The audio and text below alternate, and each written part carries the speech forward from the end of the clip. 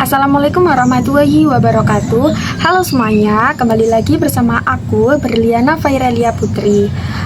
Pernah nggak sih kalian itu merasa harus ngikutin gaya temen kalian ini biar gak dibilang aneh atau pura-pura setuju sama pendapat kelompok? Padahal sebenarnya kalian itu nggak sepemikiran sama mereka. Kalau iya, kalian mengalami yang namanya konformitas. Nah, konformitas ini salah satu bahasan paling menarik dalam psikologi sosial.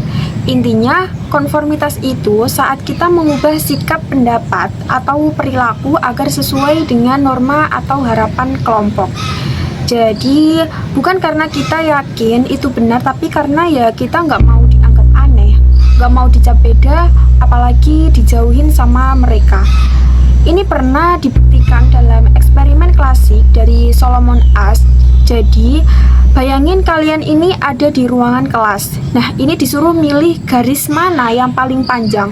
Nah, jawabannya kan super gampang banget. Tapi, semua orang di kelas itu dengan sengaja jawab salah. Dan ketika kamu satu-satunya yang tahu jawaban benar, kamu itu malah ikut-ikutan jawab salah juga. Nah, ini kenapa? Karena tekanan sosial itu real banget. Bahkan di hal-hal sesimpel milih garis, kita semua pengen diterima.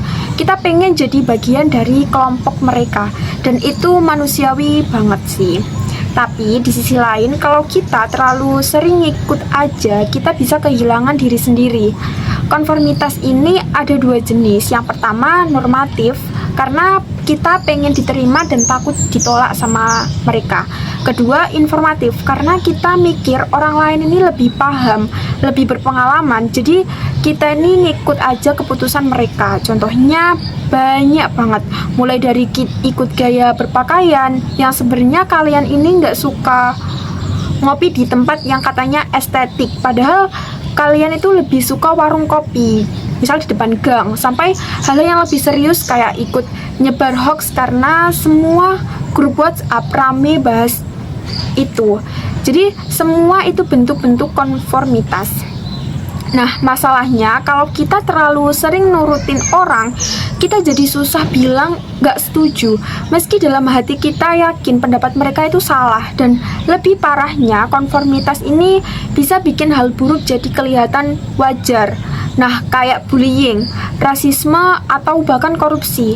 Karena semua orang juga begitu, akhirnya kita pikir itu hanya hal biasa. Tapi jangan salah, konformitas ini juga bisa positif.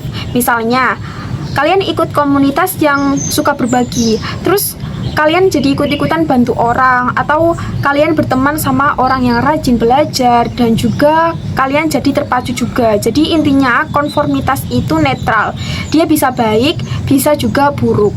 Nah, tergantung kita pinter-pinternya milih lingkungan dan tahu kapan harus ikut dan kapan harus stand up for yourself. So, mulai sekarang coba deh refleksiin, apakah kamu itu beneran setuju atau cuma takut beda dari yang lain? Karena jadi beda itu nggak selalu salah, justru kadang perubahan itu datang dari orang-orang yang berani nggak ngikutin arus.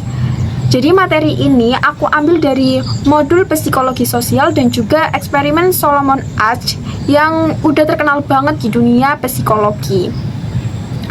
Semoga setelah ini ya kalian jadi lebih berani buat punya pendapat sendiri dan juga makin sadar kalau jadi diri sendiri itu bukan cuma keren tapi juga penting.